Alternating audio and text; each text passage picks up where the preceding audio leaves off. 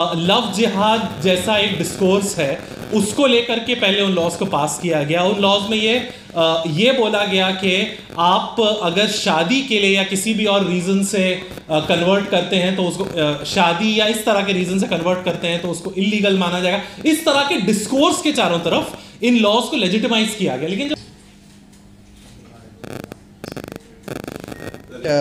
Months and years, और इसके अलावा एक पूरा मुद्दा, एक पूरा डिबेट का मौजू बना हुआ है, टॉपिक बना हुआ है कि कन्वर्सेशन को लेके बहुत सारे जो है क्रिश्चियन मिशनरी इंस्टीट्यूशंस के ऊपर जो है गवर्नमेंट की नज़र रही है, मुस्लिम मिशनरीज़ के ऊपर। तो अब ये सब को लेके एक पूरा जो है एक पिक्चर पेंट किया जा रहा है।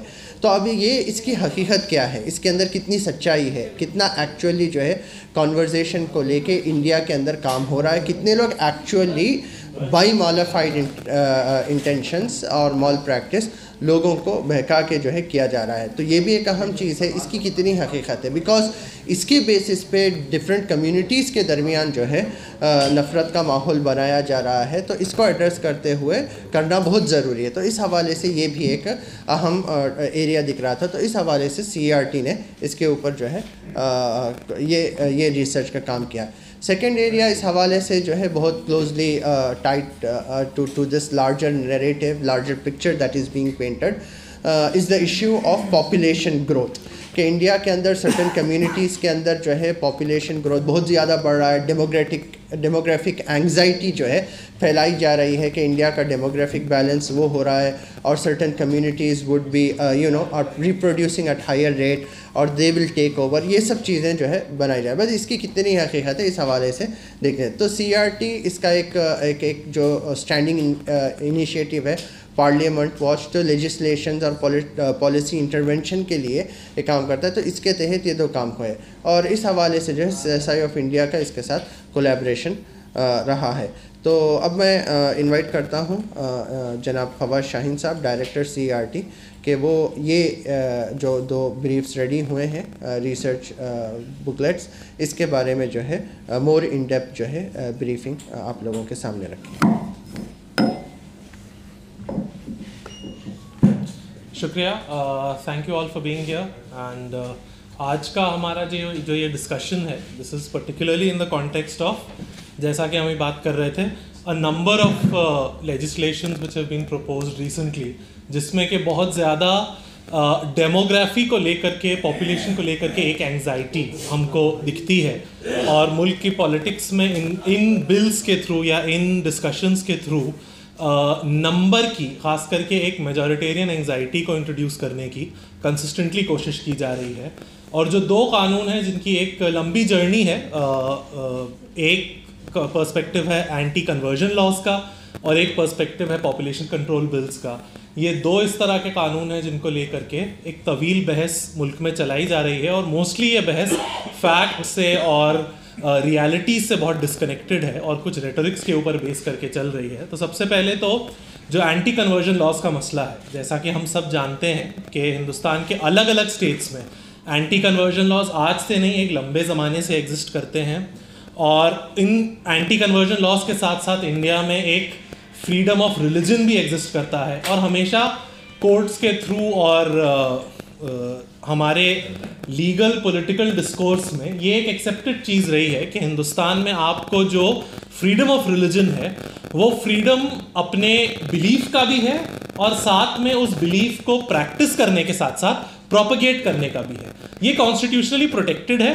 इसमें जो एक चीज़ निकाली गई, एक इंडिपेंडेंस के बाद से ही, इंडिपेंडेंस के पहले से भी एक डिस्कशन जो चलता था कि कुछ लोगों को ज़ोर ज़बरदस्ती से कन्वर्ट किया जा रहा है, तो ज़ोर ज़बरदस्ती की हद तक कन्वर्जन को रिस्ट्रिक्ट करने के लिए कुछ लीगल प्रोविजंस की बात होती रही है। लेकिन हम लोग ये देखते हैं कि इस जो बेसिक आइडिया है कि फ्रीडम ऑफ रिलीजन को प्रोटेक्ट करने के लिए ही ज़बरदस्ती से हुए कन्वर्जन्स को रोकने का एक बहुत पुराना एक डिस्कोर्स है, उसको आज पूरी तरह से वेपनाइज करके और पूरी तरह से फ्रीडम ऑफ रिलीजन ही को रिस्ट्रिक्ट करने के लिए लेजिस्लेटिव एनैक्टमेंट्स हो रहे हैं। अगर आप पिछले कुछ सालों के लॉज लीजिए, और हम लोगों ने जो एनालिसिस किया है वो कोई एक लॉ का नहीं किया है, बल्कि जनरली क्या ट्रेंड है, क्या शिफ्ट आ रहा है पिछले कुछ सालों से अलग अलग लॉज में, तो हम लोग ये देखते हैं कि इस वक्त जो, चाहे वो कर्नाटका हो, हरियाणा हो या अलग अलग स्टेट्स हो जिसमें रिसेंटली एंटी कन्वर्जन लॉज पास हुए हैं,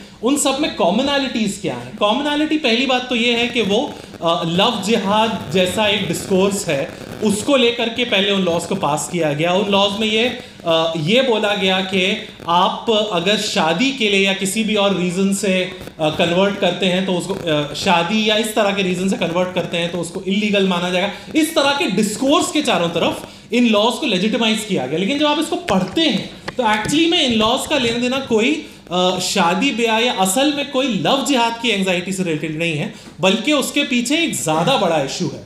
वो लॉज असल में प्रोहिबिट क्या कर रहे हैं? वो कह रहे हैं कि आप किसी भी तरह का फियर और इंड्यूसमेंट के जरिए तो आप कन्वर्जन नहीं कर सकते, जाहिर सी बात है, फितरी बात है। लेकिन फियर और इंड्यूसमेंट की डेफिनेशन में वो ये भी ले आते हैं कि किसी ये बोलना कि कोई एक्ट करने से कोई खुदा नाराज हो जाएगा या खुश हो जाएगा, इतनी बात बोलना भी जो है वो लॉ को वायलेट करेगा और वो एक इलीगल कन्वर्जन में उसको ले आएगा। और उससे भी ज़्यादा बड़ी चीज़, ये तो ठीक है उसका कंटेंट है जिसके ऊपर बहस हो सकती है, एक डिबेट हो सकता है कि क्या एक्सटेंट होना चाहिए कन्वर्जन के एफर्ट्स का, लेकिन जो सबसे खतरनाक एस्पेक्ट है वो है कन्वर्जन को जो एक अप्रूवल प्रोसेस में अटकाया गया है। अगर कोई इंसान इन बिल्स को अगर आप देखिए, इन लॉज को देखिए, तो उसका जो इंटेंडेड डिज़ाइन है वो क्या है कि अगर कोई शख्स हिंदुस्तान में अब अपना धर्म परिवर्तन करना चाहता है, कन्वर्ट करना चाहता है, तो सबसे पहले उसको जाकर के एक डिस्ट्रिक्ट मैजिस्ट्रेट या कोई एक ऐसे सिमिलर ऑफिशियल के सामने अर्जी देनी पड़ेगी। अर्जी देने के बाद कुछ दिन, 15 दिन, कहीं 1 महीना उसको रुकना पड़ेगा, उसका इन्वेस्टिगेशन होगा, रिव्यू होगा, जांच पड़ताल होगी कि इसको लेकर के किसी को आपत्ति तो नहीं है। उसके बाद ही उसे अपना धर्म परिवर्तन करने की अनुमति दी जाएगी। और अगर अनुमति के बगैर कोई अपना धर्म परिवर्तन करता है तो इसको गैर कानूनी एक अपराध माना जाएगा। अगर आप इस पूरे डिजाइन को देखिए तो आप सोचिए ये खुद कितना इलॉजिकल और कितना अननेचुरल डिजाइन है। क्योंकि जब आप रिलीजन की बात करते हैं, फेथ की बात करते हैं, तो आप एक ऐसी चीज की बात करते हैं जिसका बिलीफ और कॉन्शियंस से लेना देना है। ये जो है आप किसी ब्यूरोक्रेटिक अप्रूवल के प्रोसेस से किसी का फेथ सही है या नहीं है, किसी का कॉन्शियंस सही है या नहीं है, ये आप कभी भी जज नहीं कर सकते। असल में इसके पीछे मकसद क्या है? इसके पीछे मकसद सिर्फ ये है कि लोगों को कन्वर्जन के एक्ट से रोकना, कन्वर्जन के एक्ट से ही डिटर करना, जो कि कॉन्स्टिट्यूशन के खिलाफ है। कॉन्स्टिट्यूशन आपको ये पूरा हक देता है कि आप जो धर्म चाहें उस धर्म को मान सकते हैं, लेकिन उस कॉन्स्टिट्यूशन के प्रोविजन को नहीं हटाया जा सकता, इसलिए उसके प्रोसेस को इतना मुश्किल बनाया जा रहा है। और आप देखिए हमारे मुल्क में जो आंकड़े बताते हैं कि रिलीजियस माइनॉरिटीज के खिलाफ हर तीसरे दिन कम से कम एक हेट क्राइम होता है। ऐसे संदर्भ में जब आप ऐसा कानून लाएंगे जहां पे धर्म परिवर्तन से पहले 15 दिन पहले, 30 दिन पहले डीएम को किसी को नोटिस देना पड़ेगा, उस पर जांच पड़ताल होगी, तो आप सोचिए आप उस शख्स को कितना ज्यादा वल्नरेबल बना रहे हैं, आप उस शख्स को कितना खतरे में डाल रहे हैं। आप उससे पर्सनली अग्री करते हो या नहीं करते हो, लेकिन उस इंडिविजुअल की जान कितने खतरे में आती है जब आप उससे कहते हैं कि वो पब्लिकली डिक्लेयर करे कि वो धर्म परिवर्तन करने जा रहा है, उसकी जांच हो, उसके ऊपर 10 लोग इन्वॉल्व हो। तो आज के माहौल में जब नफरत का इस तरह का पॉलिटिक्स है, आज के माहौल में जब हेट क्राइम्स को इतना ज़्यादा इम्प्यूनिटी हासिल है, ऐसे में आप अगर धर्म परिवर्तन के प्रोसेस को इतना ब्यूरोक्रेटिक रिव्यू में डालिएगा तो आप यकीनन लोगों की जान और लोगों की अमान को खतरे में डाल रहे हैं।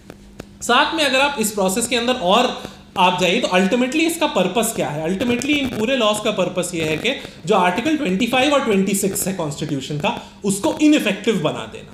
और उसके पीछे पूरा लॉ, उसके पीछे अगर आप एंजाइटी को देखिए, उसके ऊपर क्या बेचैनी है उसको देखिए, तो क्लियरली बेचैनी जो है वो सारी आंकड़ों की ही है, बेचैनी सारी नंबर्स की है। क्योंकि एक पॉलिटिकल रेटरिक है, एक बात कह दी गई है, एक बात का डर दिलाया जाता है कि हिंदू इस मुल्क में सबसे ज़्यादा है संख्या में, लेकिन जो दूसरे मजहब के लोग हैं वो अपनी संख्या बढ़ाने की कोशिश कर रहे हैं।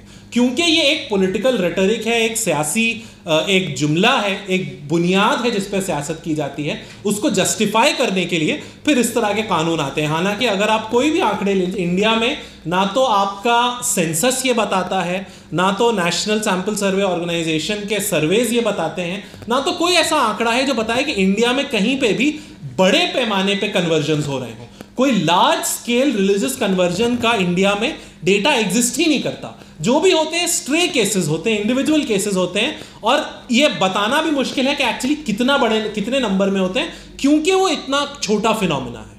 अगर कोई वाकई में इतना बड़ा देश में फिनोमिना होता कि लोग अपना बड़ी संख्या में लोग धर्म परिवर्तन करके दूसरे धर्म में जा रहे हैं, तो ये इसके आंकड़े कई जगह मौजूद होते हैं। आज तक किसी भी बिल के डिस्कशन में किसी तरह के आंकड़े सामने नहीं रखे गए हैं, सिर्फ एक डर फैला करके एक ऐसा लीगल आर्किटेक्चर, एक ऐसा कानूनी डिजाइन बनाया गया है जिसके जरिए से कि आर्टिकल 25 और 26 को पूरी तरह से नलिफाई किया जा सके, खत्म किया जा सके। और आर्टिकल 25-26 से आगे जाते हुए भी जो फेथ और ज़मीर को लेके, इंसान के ज़मीर को लेके, यकीन को लेकर के जो नेचुरल तकाजे हैं, जो फितरी तकाजे हैं, जो आपका कॉन्शियंस आपको बताता है, ये सब उन लॉजिकल तकाजों के अगेंस्ट जाता है कि आप एक ब्यूरोक्रेटिक प्रोसेस के थ्रू कन्वर्जन्स को रेगुलेट करें और किसी भी तरह के प्रोपगेशन को, किसी भी तरह के रिलीजियस प्रोपगेशन को आप क्रिमिनलाइज करें। ये कॉन्स्टिट्यूशन के अगेंस्ट भी जाता है और कॉन्शियंस के अगेंस्ट भी जाता है।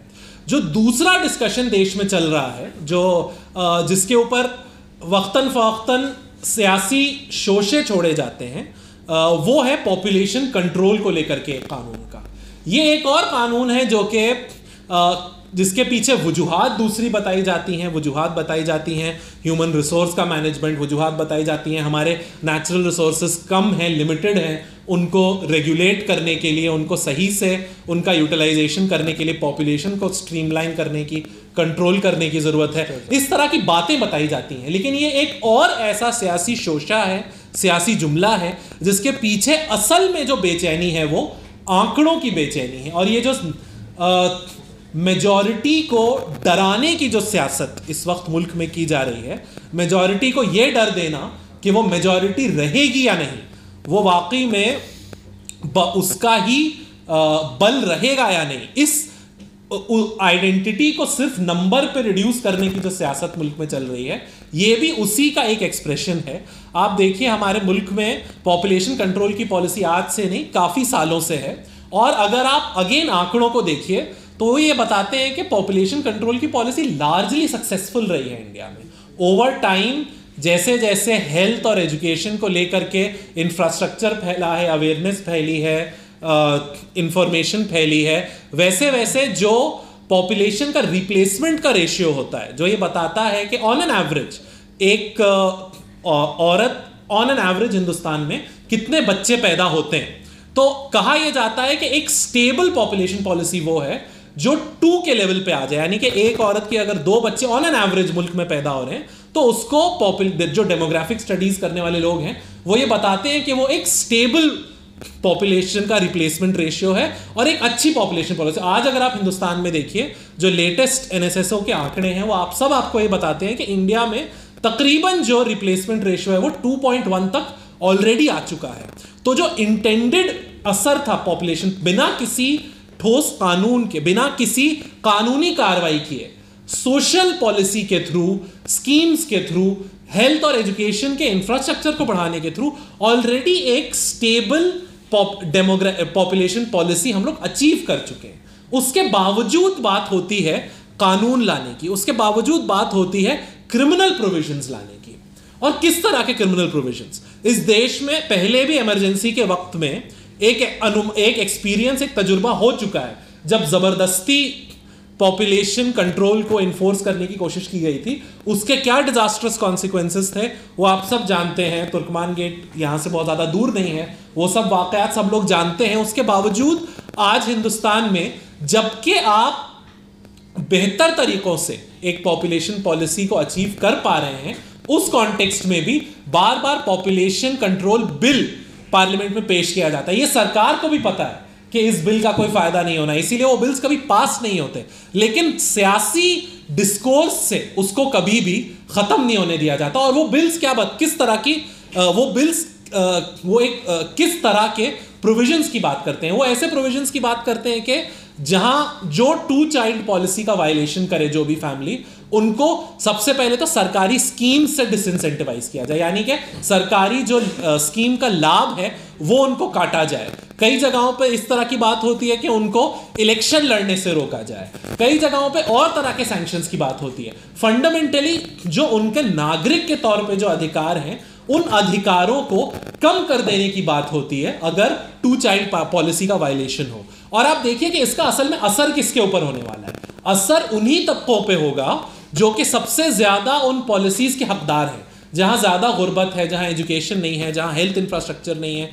पूरी पॉपुलेशन साइंसेस डेमोग्राफिक स्टडीज आपको यही बताती है, और हमने अपने बुकलेट में भी यही बताने की कोशिश की है कि पॉपुलेशन का और डेमोग्राफिक ट्रेंड्स का रिलीजन या रिलीजियस बिलीफ से कोई लेना देना नहीं होता है। हमेशा उनका लेना देना हेल्थ और एजुकेशन से होता है। तो जो सबसे ज्यादा वल्नरेबल कम्युनिटीज हैं हेल्थ और एजुकेशन के कॉन्टेक्स्ट में, वही कम्युनिटी सबसे ज्यादा इन पॉपुलेशन कंट्रोल बिल्स का शिकार होंगी। और ये सरकार भी जानती है कि इसका असल में कौन इसका निशाने पे आने वाला है। इसलिए कभी भी आप देखिएगा कि इस तरह के बिल को पास करने की बात नहीं होती है, लेकिन हर पार्लियामेंट्री सेशन में, इस बार भी एक बीजेपी के एमपी ने प्रेजेंट किया, इससे पहले के 3 पार्लियामेंट्री सेशंस में लगातार कोई ना कोई बीजेपी का एमपी जरूर ये बिल पेश करता है। इस पे कई दिन डिस्कशन होता है, और उस डिस्कशन का निष्कर्ष ये निकलता है कि फिर से वो जो आंकड़ों को लेकर के जो डर है, जो बहुमत को लेकर जो एंजाइटी है, इस मुल्क में जो सियासत चल रही है कि जो देश की मेजॉरिटी कम्युनिटी है उसके दिल में डर बिठाया जाए कि तुम्हारी मेजॉरिटी का नंबर कम हो जाएगा, तुम्हें उसके लिए सतर्क रहना है, जो बिल्कुल ही बेबुनियाद डर है। चाहे आप कन्वर्जन को ले लीजिए, चाहे आप पॉपुलेशन ग्रोथ को ले लीजिए, दोनों जगह किसी तरह के आंकड़े नहीं हैं जो इस डर को जस्टिफाई करे, किसी तरह का साइंस नहीं है जो इस डर को जस्टिफाई करे। लेकिन सिर्फ इस सियासत को जिंदा रखने के लिए, इस डिस्कोर्स को जिंदा रखने के लिए बार बार इस तरह के कानून को पेश किया जाता है, बार बार इस तरह का डिस्कशन किया जाता है, और मुल्क के जो है पूरे माहौल को खराब करने की एक कोशिश की जाती है। तो हम लोगों ने सिर्फ इसी कॉन्टेक्स्ट में, क्योंकि बार बार ये एक डिस्कशन का मौजू बना हुआ है और एंटी कन्वर्जन के ऊपर यकीनन कई सारे कानून आ भी चुके हैं अलग अलग स्टेट्स में, तो इसी कॉन्टेक्स्ट में हमने एक बहुत बेसिक सी, बहुत बुनियादी सी स्टडी दोनों अलग अलग कानून पे अलग अलग की है, और उसको अब हम लोग रिलीज करेंगे और आप लोग उसको एक्सेस कर सकते हैं। हम चाहते हैं कि इस एक स्टडी से कहीं ज़्यादा ये जो 2 बहुत सेंसिटिव टॉपिक्स हैं और इनके पीछे जो एक बड़ी सियासत है, उसके ऊपर एक डिस्कशन मुल्क में हो सके, और इन इश्यूज की क्या रियलिटी है उसको समझने में लोगों को मदद मिले, और उसके साथ साथ जो